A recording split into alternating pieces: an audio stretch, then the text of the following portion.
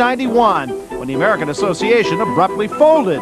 The next year, the National League tried something new, a split season, and the first half winners from Boston defeated Cleveland in a best-of-7 championship. In view of the 1981 season, it's interesting to note that the split season concept was abandoned the very next year. In 1874, a Pittsburgh club owner named Willie Temple offered a trophy to the winner of a series between the National League's first and second place finishers. But the Temple Cup competition never quite caught on, and it was dropped just 3 years later. In 1901, another baseball entrepreneur, Van Johnson, was instrumental in the creation of a new outfit called the American League. In struggling to get itself off the ground, the American League raided players from National League clubs and so touched off long-standing feuds. But by 1903, mutual interest paved the way to what is now recognized as the first official World Series. Cy Young's Boston Pilgrims beat the Pittsburgh Pirates in 5 out of 9 contests for the title. The very next year, the manager of the pennant-winning New York Giants, John McCarver, refused to play the American League winners in a World Series. But in 1905, Connie Mack's Philadelphia Athletics took the American League pennant, and public opinion forced McCarver and his National League champions to relent and take on Connie Mack's club for an undisputed championship. The 1905 World Series attracted widespread attention, and before the first game at the Polo Grounds, the cantankerous McCarver delighted his following by raising a flag inscribed, "New York Giants, 1904 World Champions," as a reminder of his stubbornness the year before.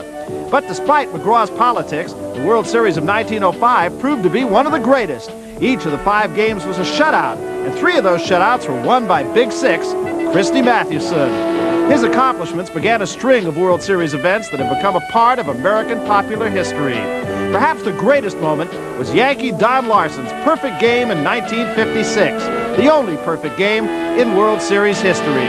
Many people think that the 1960 World Series provided the Fall Classic's greatest hitting thrill, as Bill Mazeroski of the Pirates stunned the nation with a 9th-inning home run in the 7th game. This classic home run gave the Pirates a 10-9 victory over the Yankees, ending one of the wildest series ever played, and touching off an even wilder celebration.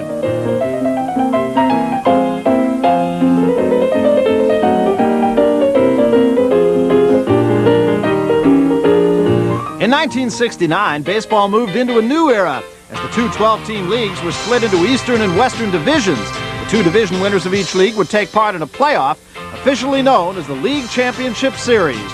In the first year of the new format, Destiny's Children were the once lowly New York Mets, who that year won 100 games and finished first in the National League East by an 8-game margin. When the Mets clinched their division title, the celebrations at Shea Stadium had only just begun. In the first National League Championship Series, the Mets showed unprecedented muscle as they out-hit a highly favored Atlanta Braves team led by the likes of Hank Aaron and Orlando Cepeda. It was a clean sweep for the Mets as they took the Braves in 3.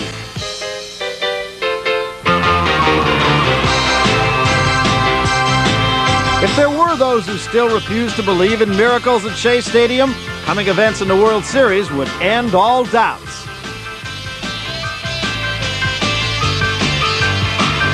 By combining timely hitting, great fielding, and tight pitching that held the American League champion Baltimore Orioles to a 146 batting average, the amazing Mets became world champions, proving that no matter what the format, there's nothing sweeter than a World Series victory. Well, that was a big moment for the New York Mets and a big moment for New York baseball fans in general. But 1969 was not the first time the New York Mets were in the World Series. The last time they appeared was in 1884 as a representative of the American Association. They played Providence of the National League, and the results, the Mets were swept in 3 games. But you know, thinking back on the old days of baseball, and you and I were raised in about the same time period, it was radio. There wasn't any television, and you had to kind of make your own pictures. What kind of pictures are conjured up in my mind? Mel Allen and Red Barber doing the Yankee games. The Yankees have virtually dominated World Series play. As a matter of fact, Barry, since 1921, the Yankees have played in the World Series almost every other year. They've won 107 games in World Series play. The Giants are second with only 39 victories. Listening to the games on radio, though, you know, really made our heroes, I think, bigger than life. Now with television, things are much more real, but we could really conjure up these great images. Things are blown way out of proportion now. They're overemphasized, and you got to realize that almost 90 million, 100 million people are watching these games, and they are blown out of proportion. They're overemphasized in some respects and under in others. Well, we did make some big heroes in the old days, and one of the biggest hero. What bigger? Babe Ruth of the New York Yankees, and wasn't he something special? And I think he would be in television these days as well. Few players have brought more great moments to baseball than the legendary Babe Ruth, and the World Series was an ideal showcase for his prodigious talents. Twice the Babe hit 3 home runs in a series game, but it's for one particular homer that he's best remembered. It came in the 1932 series with the Cubs, and here's the Babe's account of what happened. I'll never forget it. It was a tough series. Both clubs riding each other, doing everything to get each other's goat. Well, after this one particular time when I went to bat, Charlie Root was pitching. And the first pitch ball was a called strike. Well, I thought it was outside and didn't like it very much. So the boys over there would give me this, on you. Well, the second pitch ball was another called strike. Well, I didn't like that one either, so I let it go by. Well, I stepped out of the box, and by that time they were over there going crazy. And I looked out at center field and I pointed. I said, I'm going to hit the next pitch ball right past the flagpole. Well, the good Lord must have been with me.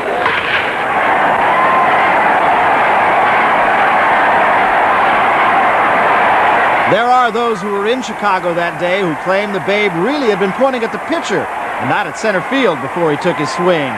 Well, whether the Babe called his shot or not, this homer did help win a game and led the Yankees to a series sweep. And it's the kind of story that rightfully belongs to Babe Ruth's chapter of baseball's Book of Legends. Another legendary series moment came courtesy of Willie Mays. His catch in 1954 is considered by many to be the greatest of all time. And it might well be, but let's not forget the heroics of another center fielder, Tommy Agee. In the 4th inning of the 3rd game of the '69 series, Agee showed why the Mets really were amazing as he robbed Baltimore of what seemed like a certain scoring opportunity. 3 innings later, the Mets were leading 4-0, but the Orioles had the bases loaded. And that's when Tommy Agee came back for an encore. Agee was credited with preventing 5 runs from scoring in a game. The Mets won 5-0. The next day, the unlikely figure of Ron Swoboda emerged as the new hero as Tom Seaver protected a 1-0 lead. At the plate was Brooks Robinson, and Swoboda recalls what happened. He hit a line drive to my right. I thought I got a good jump on it because I wanted the ball to be hit to me. That's an important thing for an outfielder. I wanted the ball. What happened afterwards, I guess, was as big a surprise to me as it was to anyone in the stands. An incredible catch and an incredible year for the amazing New York Mets. But you know, sometimes there are World Series moments a guy might like to forget. Just ask the Phillies' Bob Boone, who was mighty glad his buddy Pete Rose came to the rescue last year in Philadelphia. Well, it is a game of surprises, sometimes good, sometimes bad. In 1939, the Cincinnati Reds catcher Ernie Lombardi gained notoriety for what came to be known as the snooze at home. The man who started the play, Joe DiMaggio, tells the story. Art Fletcher, who was a third base coach, was trying to hold me up frantically, but I could see what was going on at home plate. And I just whizzed right by him, and just because there was Lombardi laying right there, right by the ball at home plate, but he was spread out. And he seemed like to be knocked out.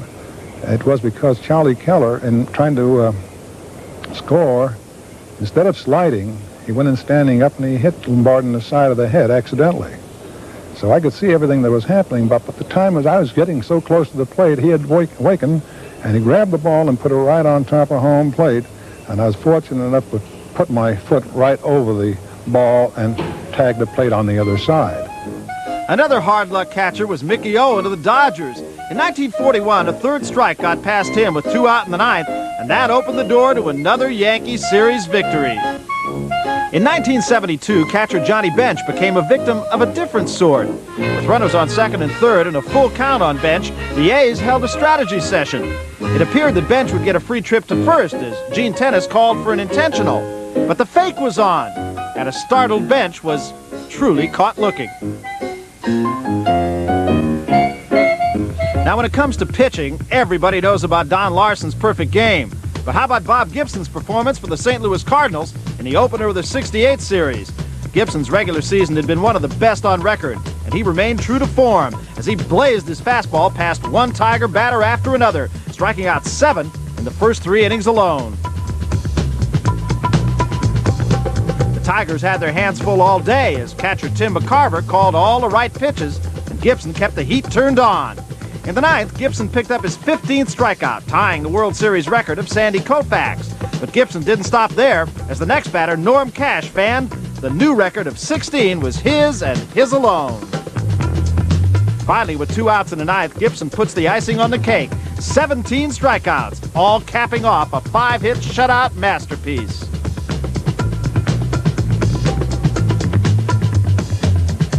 The greatest hitting performance of recent times has to be the spectacular grand finale to the 1977 World Series when a Yankee newcomer answered the call. Reggie Jackson had shared in past championships with Oakland, but on this night, the controversial slugger went a step further as he began an awesome power display in the 4th inning with a home run that put the Yankees ahead to stay in Game 6.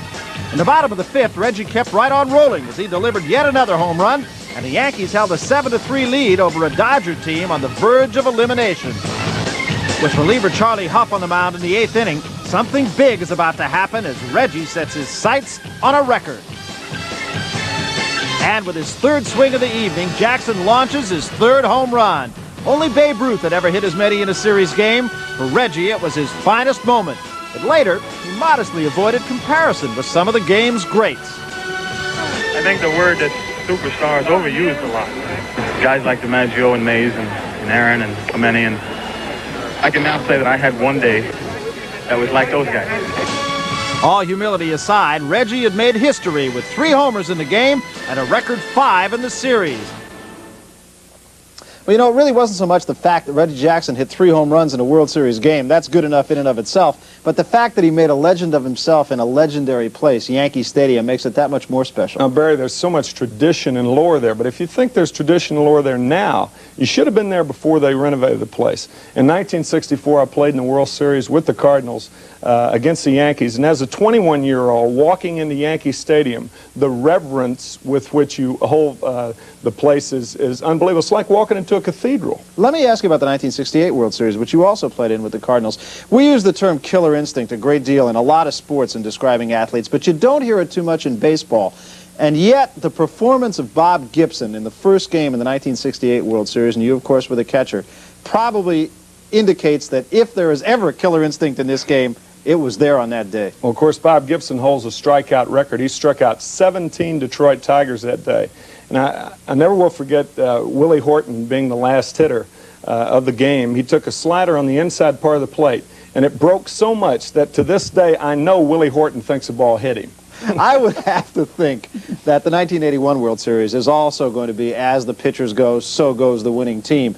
A lot of arms, particularly with the New York Yankees, and all those arms and all those bats have peaked right at the right time. As the Yankees headed to Milwaukee, they faced the task of overcoming their own sluggish second half and a Brewer team brimming with confidence. The New Yorkers did that and more as they put their highly touted talents to work, making a number of circus-style plays that choked off Brewer rallies. At bat, the New Yorkers jumped on Milwaukee mistakes for some big hits. The real difference was pitching, especially relief pitching, as Goose Gossage teamed up with Ron Davis for nearly 8 innings of shutout ball, and the Yankees returned to New York 2 games up with 1 win to go. But the Brewers weren't ready to call it a season quite yet, as they let loose with a little Bronx-style bombing of their own. A 3-run scoring burst in the 7th inning of Game 3 ended a 19-inning scoring drought for the Brewers and put them on the track to even up the series. Coming through from the bullpen was Raleigh Fingers, whose win in Game 3 and save in Game 4 helped the Brewers bring it down to 1 game. And the thought of losing that game was driving George Steinbrenner batty. Some well-chosen words from the boss had the Yankees keyed up the next day, but staying cool was Mr. October, Reggie Jackson, who came up to bat in the 4th inning of Game 5 looking for something big. The smile tells it all as Jackson takes time to admire his handiwork.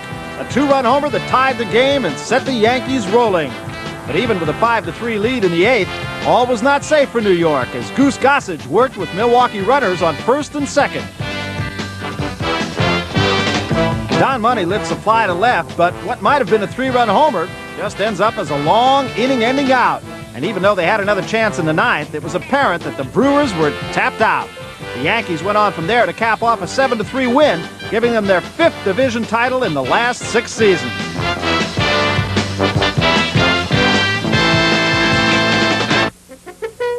For the Yankees, it was on to the American League Championship Series to face the Oakland A's and hold a reunion with an old friend, Billy Martin, whose aggressive style of managing had won him praise nearly everywhere. But those Yankee Stadium signs might have been prophetic, as the hustling Oakland club ran smack into a Yankee team that was doing everything right.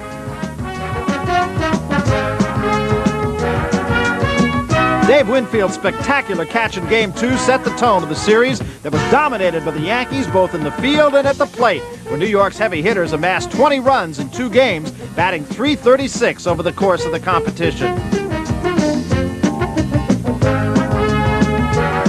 The Yankees had their way in everything as they roughed up what was clearly a worn-out Oakland pitching staff.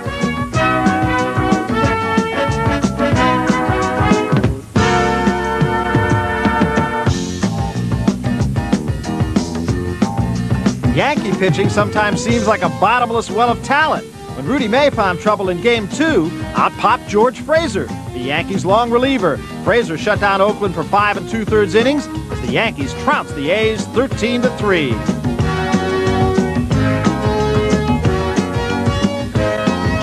With New York 2 games up, the series moved to Oakland. On the mound for the A's in Game 3 was Matt Keogh, whose first pitch of the game served notice that the A's didn't intend to go down without a fight. The A's may be feisty, but the Yankees weren't intimidated.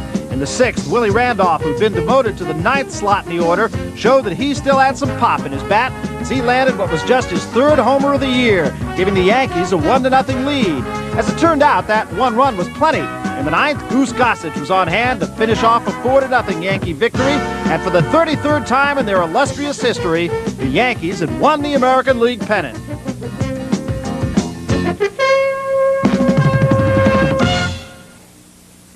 Well, the Yankees just doing everything right in that series with the Oakland A's. I mean, they surgically took the A's apart, swept them, wind up in the World Series. We have been joined here now by 2 of the great minds in baseball, along with Tim McCarver, the manager of the Baltimore Orioles, of course. Earl Weaver is on hand. So, too, the manager of the San Francisco Giants. To talk about the National League, Frank Robinson. Earl, let me ask you first of all, there was some talk that the A's were just kind of happy to just be at the party. The Yankees, of course, have been there how many times before? This is the 33rd time in the World Series. What do you put in that? Do you play the first time just to get there and the next time to win? Well, not really, but if you haven't been there before, there is a tendency to become over-anxious. Swing at the pitcher's pitch rather than wait for your pitch.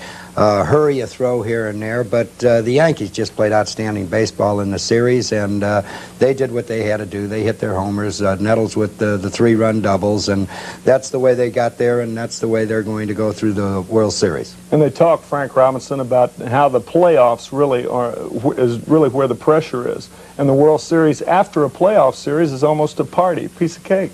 Well, that's not really true. I've been that. I know it's not true. But the playoff does take a lot of concentration, and it takes a lot of the adrenaline away from you after you've been in it. And the World Series, you kind of relax a little bit and say, we made it. Because, you know, if you don't make it out of the playoffs, you don't get into the series and your season's kind of done. But the series is what it's all about. Earl, tell me about experience as opposed to emotion. Let's assume for just a minute it's the Expos who are playing the Yankees. It's the first time they've been there. Got to be a lot of emotion. They're a good home team. The fans are really behind them up there. But the Yankees are just, well, I use the term surgeons. They've been there. They know what they're doing. It's all business. Again, there'll be less tendencies for the Yankees to make mistakes because they have been there, and they'll be able to do the things that they did throughout the course of the year. Well, again, as I say, once you get there, you're going to be rushing throws early. You're going to be swinging at the pitcher's pitch. And but good talent definitely will overcome that. And you start with pitching in any short series, and the Yankees have outstanding pitching. I'd have to give them the edge definitely there, and especially out of the bullpen. Frank, you talk about experience. Tommy Lasorda certainly got more experience than Jim Fanning, not knowing who's going to be the National League representative. Can you apprise the two managers, apprise us of the two managers? Well, not really, thing, but I'll give you just a little rundown. Tommy Lasorda is, the fun-loving type, the slapping on the back, the hugging his players, that type of thing to motivate them. Jim Fanning coming down out of the press box now and getting into the dugout. He's going to see the game is a little tougher than it was when he was sitting up in the press box. And now, he won't be second-guessing the manager. He is the manager. But he's a no-nonsense kind of serious type guy. Lasorda's a more easygoing type guy. Let me ask both of you guys, kind of a rhetorical question, but now you've played 162 games, you've gone through the playoffs. What role does the manager take now that we're down to Never Never Land, now that we're down to the best of 7? Well, my feeling is he better do everything the same as he did throughout the course of the year. And that means certain guys can hit and run, use your hit and run with them. Don't be bunting more in a series just because it's the series, unless you got a Gossage in there and you're going for one run, late in the ball game. But do the same things that you did throughout the course of the year. Use your same players that you've used against pitching throughout the course of the year, and try not to do anything different, because if you start changing in a 7-game series, you're going to get hurt. Well, in fact, Bob Lemon, I think, probably said it best. What do I have to do? I got all this talent. I tell them to go out there and play the game of baseball. That's the story of the New York Yankees. They are journeymen. They've been there 1,000 times. They just went right through the Oakland A's like Grant through Richmond, and what do you know? They're here once again. Let's take a look at some of the reasons why the Yankees are what they are. Yankee manager Bob Lemon knows he has a dependable infield. First baseman Bob Watson was plagued by injuries most of the year, but the postseason has been his time to shine. In the division playoffs against Milwaukee, the Bull had 7 hits and 16 trips to the plate. And in the field, the 35-year-old Watson continues to prove that he can still get around.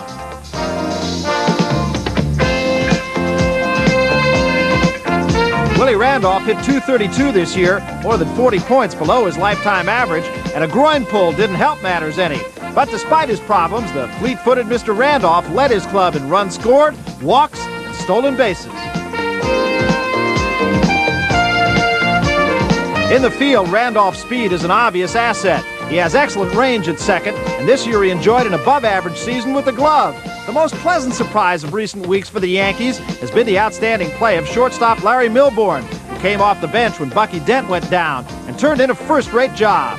Against the Brewers, Milbourne went 6 for 19, and he followed that up with a 6 for 13 performance against the A's, all adding up to a fine postseason debut.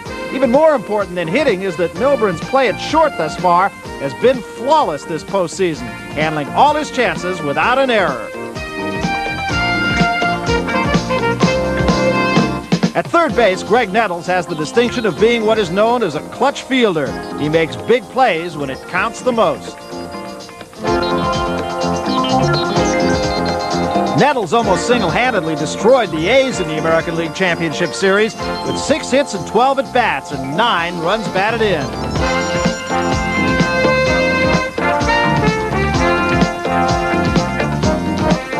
It was the best postseason series of Nettles' career. Since coming to the Yankees last season from Toronto, Rick Cerone has developed into a first-rate Major League catcher. In his first 2 years with New York, Cerone has been the scourge of base stealers, throwing out nearly 50% of those who tried to run against him. Cerone's conference with George Steinbrenner after the 4th game of the Brewer series has already become a part of Yankee legend. But it might also have been the spark that ignited Cerone to blast a homer in the finale against the Brewers that proved to be the winning run of the game. When he signed on with the New York Yankees last winter, everyone knew Dave Winfield would make a difference. But by leading the team in games, at-bats, doubles, RBIs, game winners, and sacrifice flies, Winfield exceeded all expectations. The man is simply an outstanding athlete.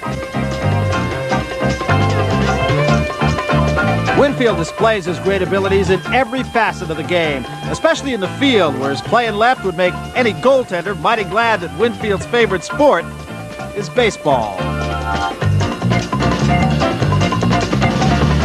Center fielder Jerry Mumphrey came to the Yankees in a trade with the San Diego Padres, and the 6-year veteran promptly enjoyed his best season in the majors.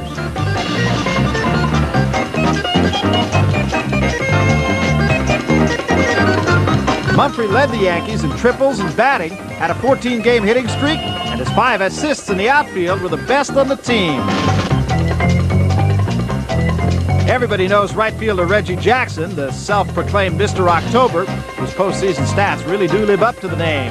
1981 started dreadfully for Reggie, but he came on in the second half to raise his batting average nearly 40 points. Historically, Reggie has had his problems in the field, but his recent play against the Brewers won raves. As a part-time outfielder and pinch hitter, Oscar Gamble gives the Yankees added power.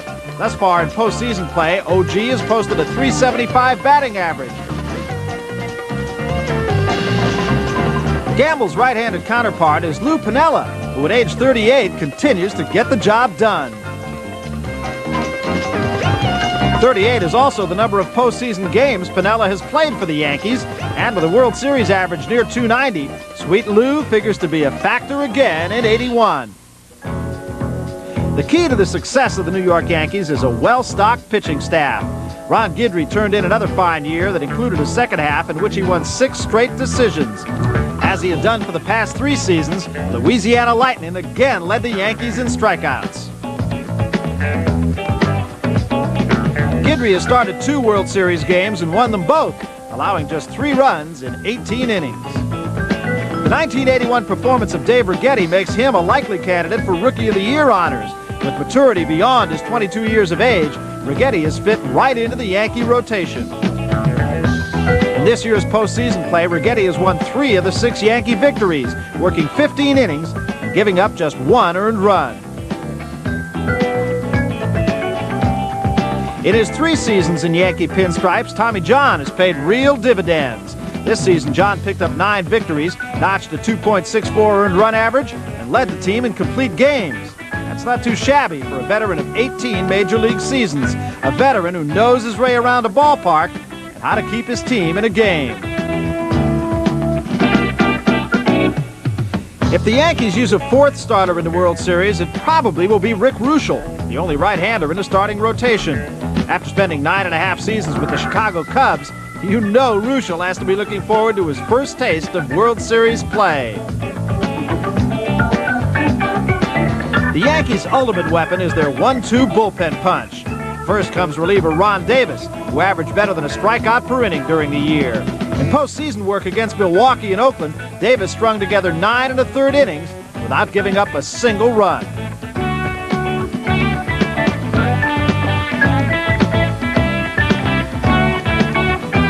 The other end of the Yankee bullpen combination is the Golden Goose, Rich Gossage, who managed another fine season despite a string of nagging injuries. Not even slow motion can slow down the Goose's 95-mile-an-hour heater, the pitch he used most often to help him post 20 saves and 2 wins in 23 save opportunities.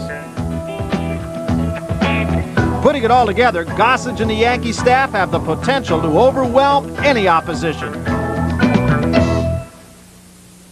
Well, Goose Gossage, a very big reason why the Yankees have had the success they have had. All he has to do is go out there and throw fastballs. Frank, let me ask you, I guess it's just a simple fact. If you're going to beat the New York Yankees, you got to get to them early. Well, there's no doubt about that, Barry. If you're going to get, you have to get to their starters, put some runs up on the board where you can keep Gossage and Davis out of the ball game. And then if you can do that, you got a chance to beat the Yankees. As a manager, it must really be a gratifying thought to know that you got a guy like Goose Gossage. He doesn't have to worry about breaking pitches, off-speed pitches. He can just go out there and challenge everybody. Well, when you're throwing at 96, 97 miles an hour, you don't have to worry about a breaking ball. But he does have a very good slider. But in those situations, you don't worry about a slider. You just go after hitters because all he has to do is get 6 outs. And speaking of relief pitching, Earl, I mean, it's the Montreal Expos and the Los Angeles Dodgers have to be a little short, and in that area, I would think they are most efficient compared to the Yankees. Without a doubt, Gossage is awesome, and Davis is better than the strikeout per inning, and they can go to him early. You only have to use 3 starters in the World Series too, so they can choose May or Righetti to be out in that bullpen to be long man, and if you don't get ahead of them, then there's just no chance. We mentioned Valenzuela earlier in the program, and of course with Valenzuela pitching this afternoon in Montreal, that means he'll only have 1 start in the series. He'll probably only get 1 start unless they have some weather. There will be traveling days, but if he'll be starting the 3rd game, it'll be tough to come back for the last game. So with the Yankees being rested, being able to get rid of their minor injuries, and all their arms in perfect shape, they're going in here heavy favorites as far as I'm concerned. Frank, you look at this Yankee roster and you try to pick out any one individual and you say, here's the guy who's really doing the job for the Yankees. You just can't do it. But I have to look at Dave Winfield. As an observer of the game of baseball, I look at this guy and I think this guy's got to hit 700. Everything he hits is a line drive. Well, Dave Winfield is a complete ball player, as we say, and there's very few of them around today. And he does hit the ball hard. He's a line drive type hitter. He has almost what you call a pitcher swing, and the ball just jumps off his bat, and he can be awesome. Is there anybody that you could look to and say, here's the guy that's really going to be the key to this World Series? Well, you could, but I really don't know, because sometimes the least person you think the least has gotten the least publicity or whatever over the season can step forward. What you call a little guy, like a Larry Milburn, could step forward and be a hero in this series, and the big guys, can fail. Any ideas about how to pitch some of these Yankee hitters, Earl? I know with your probably one of the toughest pitching staffs in baseball you had. Well, we did good. I think they're going to want to pitch Reggie up, in, out of the strike zone. Winfield, you're going to have to stay down and go in and out with the fastball and make sure you get some breaking balls over the plate to him. We haven't found out how to get Mumphrey out. He hits both the curveball and the fastball good from both sides of the plate and hits to both fields. Randolph, you want to stay away from the fastball above the belt to him. Keep the breaking balls for strikes and the fastballs down. Cerrone, you're going to want to stay away from him until he shows you indications to going to right field. Once he starts stepping out over the plate, then you're going to have to bust him in. And Lou Piniella, you just want to outguess. He looks for a pitch every pitch. He's looking for something. He's got something in his mind, and he does not swing unless he gets it. And he can hit the ball up, down, in, or out. So what you have to do is just outthink him. And you're talking about Lou Piniella. You're talking also about Oscar Gamble. There will be no DH in this series. No, there won't, but that just makes an awesome bench that much stronger. The Yankees are going to be able to make any kind of move they want, and the National League club will not be able to run them out of players unless they go 15, 16 innings. Well, the Yankees will have had at least 3 days. The Expos and the Yankees. Well, I think the starting pitchers matchup is pretty even. Montreal has, I think, Steve Rogers, they have one of the best pitchers in baseball. Gullickson is a good young arm. He can beat anyone on a given day. And Burroughs is the crafty veteran, mix up his pitches in and out. And I think the Yankees with Tommy John's the same way. Then all of a sudden, Guidry is bringing the smoke, and they can throw in a Rudy May, or they can go with a Righetti. And I think it's about even there. But I think the difference is in the bullpen. After you get past Jeff Reardon in the Montreal bullpen, that's not much. And everybody else knows about the Yankee bullpen. And, of course, you got the Yankee power as opposed to the Montreal speed with Timmy Raines and Rodney Scott, Earl. Yep, I'd rather have 3-run homers than stolen bases. I'm that type of manager. But don't sell the Yankee speed short, because Winfield can still steal a base. Randolph, naturally, is a guy that gets everything going. And Reggie can go get 1 7th, 8th, and 9th inning when he wants it. Like Frank, he'd get about 15 a year, but every one of them was either the tying run, getting a second, or winning run. And the Yankees have some people capable of doing that. And Larry Milburn, too, can steal you a base. But both teams have good speed, and while Montreal is going to do a little more running, I think the Yankees might lay back for the long ball. You know, Frank, in a game of football, we talk about people who are gamers, and I would have to think that holds true in baseball, too. And I look at a guy like Chris Spire, who had something less than a banner year, but he's come on, he's had a great playoff. A guy like that could be a key player in a game like this. Well, there's no doubt about it, and every series seems to have that type of individual, and it seems to be like a Chris Spire type of individual, where he doesn't get a lot of publicity, but he's just that sound, solid ball player, goes out there and does his job, and all of a sudden comes up with the big hit of the big series. Well, that's the way it matches up. Word to be the Expos and the Yankees, but what about the Dodgers? They still got a chance. Great pitching, good speed, a lot of bats. What more do they need? In this topsy-turvy baseball season, you never really know what to expect. But the National League Western Division playoffs were a good bet to go right down to the wire. In the opening game, the Astros called on a man who had no-hit the Dodgers only 10 days earlier, Nolan Ryan. Once again, Ryan was masterful as he held the Dodgers to just 2 hits and 1 run over 9 innings. But the Astros had managed only 1 run themselves until the bottom of the 9th when Alan Ashby came to bat. Ashby was the best hitter on the Houston team down the stretch, and he kept on rolling with this game-ending 2-run homer that almost blew the lid off the Astrodome. The next night, there were more late-inning heroics when Denny Walling came to bat in the bottom of the 10th with the score tied 0-0. Walling delivered a double that won the game, and the Astros were 2 games up.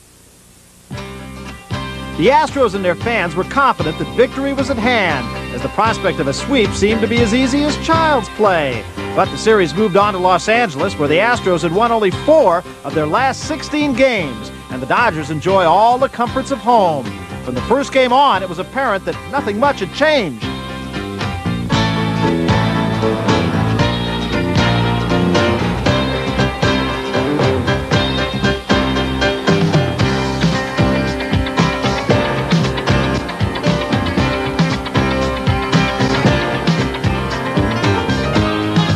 The Dodgers won games 3 and 4 and held a 4-0 lead in the bottom of the 9th of Game 5 as a determined Jerry Royce worked with 2 outs and 2 strikes on Houston batter Dave Roberts. The third strike gets past the catcher, but a quick recovery ends the year for Houston, and the Dodgers are champions of the National League West. Dodger fans have had plenty to cheer about all year. There's first baseman Steve Garvey, who's had a hit in every postseason game he's ever played. The all-time Los Angeles RBI leader, Garvey is also a Gold Glove fielder who made only 1 error in 110 games this year. Dodger fans get pretty excited about second baseman Davey Lopes, who overcame an injury-filled season to lead the club with 20 stolen bases and is baseball's all-time leader in stolen base percentage. Shortstop Bill Russell was one of the few bright spots at the plate for the Dodgers in the '78 World Series against the Yankees, when he had .423. This year, Russell's numbers have been down, though he did hit over .300 during the last 2 weeks of play. At third base, the Dodgers always count on the Penguin, Ron Cey. And it looked like Cey's season was over when this pitch broke his left forearm early in September. At Jeopardy was one of Cey's most productive seasons, a season in which he hit .288, his highest average in 9 years.